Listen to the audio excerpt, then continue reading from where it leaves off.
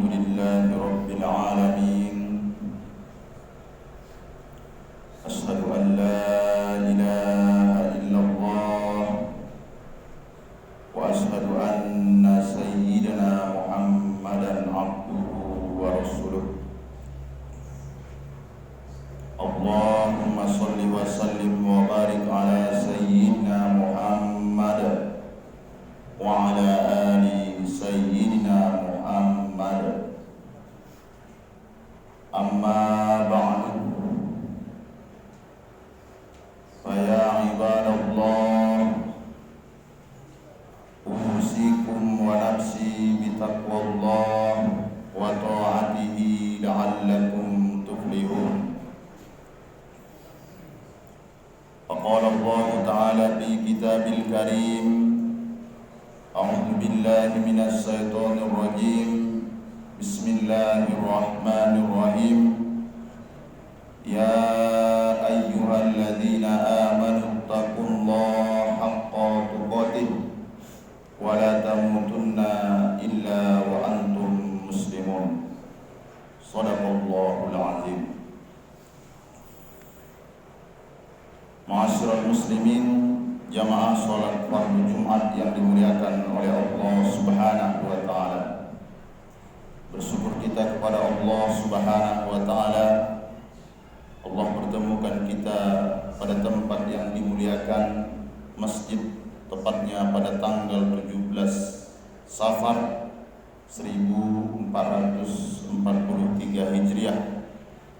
Rangkaian nikmat yang Allah berikan insyaallah akan kita bawa dalam rangka mendekatkan diri kepada Allah Subhanahu wa taala dengan melaksanakan sholat fardu Jumat secara berjamaah. Harapan kita tentunya mudah-mudahan Jumat kali ini adalah Jumat yang terbaik di antara sekian banyak Jumat yang sudah kita lewatkan. Bersalawat kita kepada Rasulullah sallallahu alaihi wasallam biqaulin Allahumma shalli ala sayyidina Muhammad wa ala ali sayyidina Muhammad. Assalamu alayka ya Rasulullah. Adapun judul khutbah pada kesempatan kali ini yaitu rahmannya Allah Subhanahu wa taala kepada manusia. Cinta kasih sayang Allah yang Allah sudah berikan kepada makhluknya yang bernama manusia. Di dalam Al-Quran surah Ar-Rahman, di sana dijelaskan ada satu surah Allah menjelaskan kasih sayangnya yang Allah sudah berikan kepada manusia. Namun dalam perjalanan hidup banyak sekali kita temukan ketika seseorang sudah disampaikan kebenaran itu secara nyata dan sudah disampaikan kebenaran itu secara rinci, orang belum tentu menerimanya. Ini yang digambarkan dalam surah Yasin ayat yang ke-7. Laqad haqqal qawlu ala aksarihim fahum la yu'minun.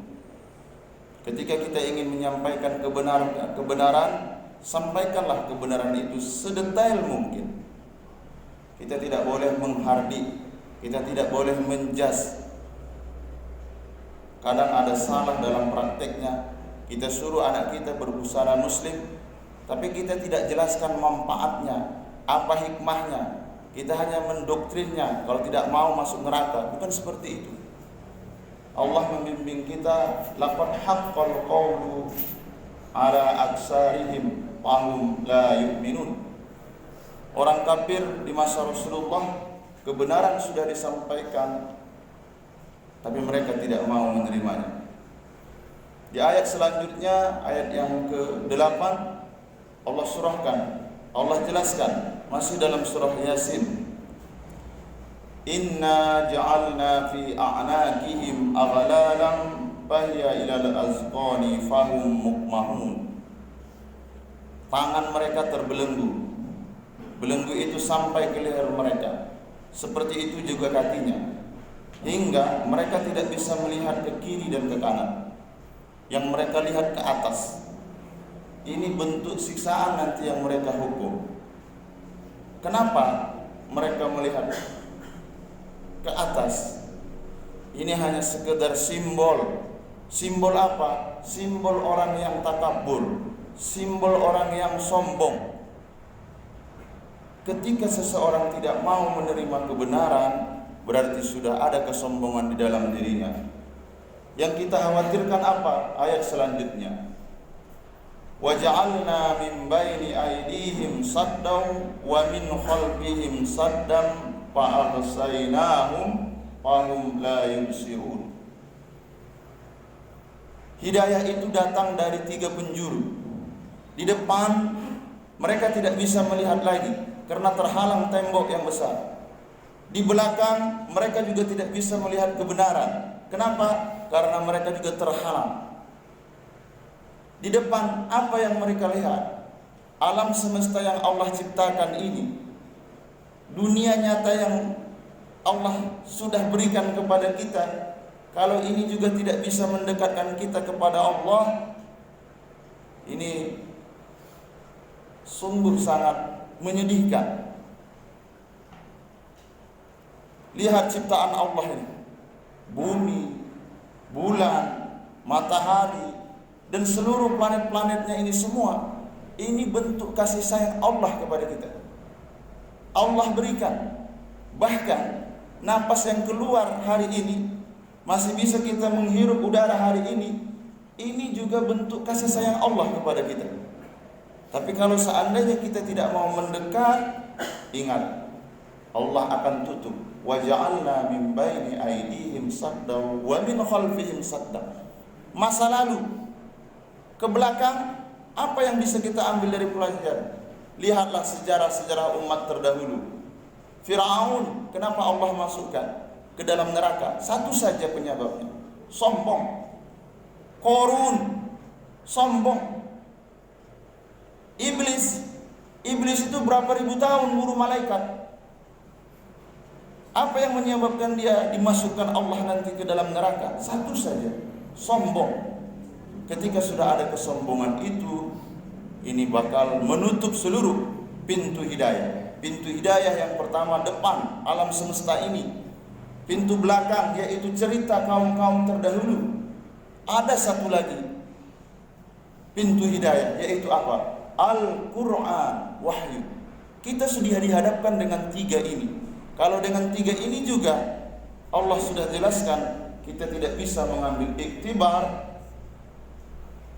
Allah nanti akan berikan kita tempat, yaitu nar, api neraka.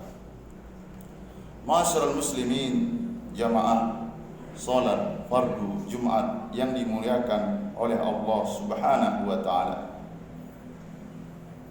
Jadi ketika kita melihat ada orang tetap tega-teganya, tetap tidak peduli, berbuat tidak baik di bumi Allah Subhanahu wa taala. Ada orang yang tidak mau melakukan kebaikan, tapi masih tinggal di bawah naungan langit Allah Subhanahu wa taala. Udara yang ia hirup masih udara yang diberikan oleh Allah Subhanahu wa taala. Ceritakan kebaikan-kebaikan sama dia. Syekh Nu'man, salah satu syekh yang ada di Amerika, menceritakan ada seorang ayah memiliki anak dengan pencapaian prestasi di perusahaannya, diangkat menjadi manajer. Pada saat itu seorang bapak telepon anaknya, "Nak, sini nak, nongkrong kita di tengah-tengah taman ini." Apa kata anaknya? "Mohon maaf ya, nanti ada meeting, ada rapat. Sebentar saja," katanya. Karena panggilan ayah, ia turuti. Datang, ada apa ya? Duduk ngobrol 5 menit, ayahnya nanya, "Nah, itu burung apa?" "Burung gereja." Selang 5 menit lagi, "Itu burung apa?" "Burung gereja." Anaknya marah. "Ayah manggil saya hanya ingin menanyakan burung gereja." Tadi kan sudah saya jelaskan. Belum 5 menit ayah tanya lagi. Terus 5 menit setelah itu ayahnya kembali menanyakan, itu burung apa nak? Burung gereja. Naik emosi anaknya. Ayah ini memang sudah tua, menyibukkan saja. Ada yang lebih penting dari ini. Saya mau memimpin rapat. Menangis ayahnya. Loh, kok ayah malah menangis? Setelah ayahnya menangis, baru ia jelaskan. Wahai anakku tercinta, masih ingat enggak? 30 tahun yang lalu, masih di tempat ini. Di tempat ini, ayah bawa kamu kemari. Lari ke sana, lari kemari. Kamu tanya, ya itu burung apa? Ayah jawab, nah, burung gereja. Belum lagi 5 menit, kamu tanya lagi, burung apa? Burung gereja. Ketiga kalinya, aku tetap menjawab dengan perasaan syukur dan bangga karena dianugerahkan Allah anak sepertimu. Nah, coba lihat, itu burung gereja. Ini burung gereja. Ini semua burung gereja. Tersungkur anaknya, menetes air matanya. Kenapa? Karena terlampau banyak kebaikan-kebaikan yang Allah berikan. Allah ingatkan. Itu untuk manusia. Dalam surah Ar-Rahman, Allah jelaskan kepada kita, Allah ingatkan. Fabi ayyi ala'i rabbikuma tukazziban. Ayat yang mana lagi yang ingin kalian dustakan? Ayat yang mana lagi? Di dalam surah Ar-Rahman, ketika kita baca Ar-Rahman, Allah Maha Pengasih lagi Maha Penyayang. Allamal Quran, Allah telah ajarkan. Kita semua sudah punya kitab Al-Quran. Khalaqal insan, Allah ciptakan kita. Ketika kita dalam rahim, Allah jaga itu. Tidak ada tempat yang steril di dunia ini selain di kandungan.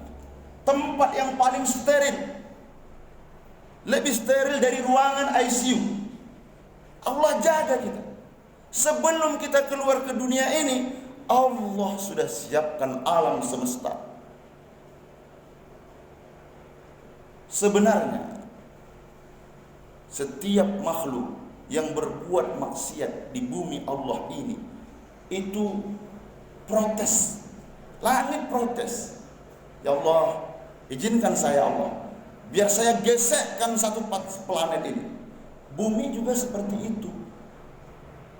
Ini manusia sudah makhluk yang paling kecil, kata bumi. Izinkan ya Allah, biar ku telan, ku tarik mereka semuanya ini. Apa kata Allah? Sabar. Nanti mudah-mudahan mereka mau bertobat. Ini lantang Allah jelaskan dalam surah Al-Insyiqaq. Ijas sama'un saqqat wa adzinat li rabbiha wa huqqat wa idzal ardu muddat wa alqat ma fihi wa takhallat wa adzinat li rabbiha wa huqqat. Setiap makhluk, setiap hamba Allah berani maksiat di bumi Allah. Bumi ini pada prinsipnya goncang, tinggal ditahan oleh Allah. Sabar. Nanti dia mau. Nanti dia mau.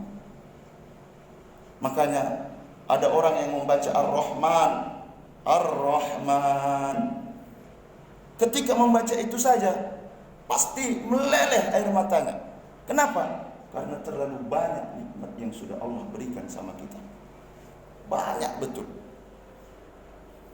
Masyarul muslimin, jamaah salat fardu Jumat yang dimuliakan oleh Allah Subhanahu wa taala. Dari khutbah Jumat yang sangat singkat ini, ada beberapa pesan moral. Sampai 30 kali Allah ulang, fabi ayyi ala'i rabbikuma tukazziban. Kamu tidak sholat tadi subuh, enggak ku tarik nyawamu. Kamu kemarin masih durhaka sama orang tuamu, enggak ku cabut rohmu. Kamu kemarin menyakiti tetanggamu, tidak ku siksa kamu di dunia. Fabi ayyi ala'i rabbikum tukadziban. Semaksiat apapun kamu saat ini, sekotor apapun lumpur kemaksiatan yang kamu lakukan hari ini, aku masih tunggu. Tunggu. Tapi kalau kita tidak mau, Allah tetap tidak bosan mengingatkan kita. Fabi ayyi ala'i rabbikuma tukadziban. Mudah-mudahan dari khutbah Jumat yang sangat singkat ini, kita tidak Allah tutup pintu mata hati kita, agar kita bisa lebih mendekat dan diakui Allah sebagai hamba-Nya. Fa'tabiru ya ulil albab la'allakum tuflihun.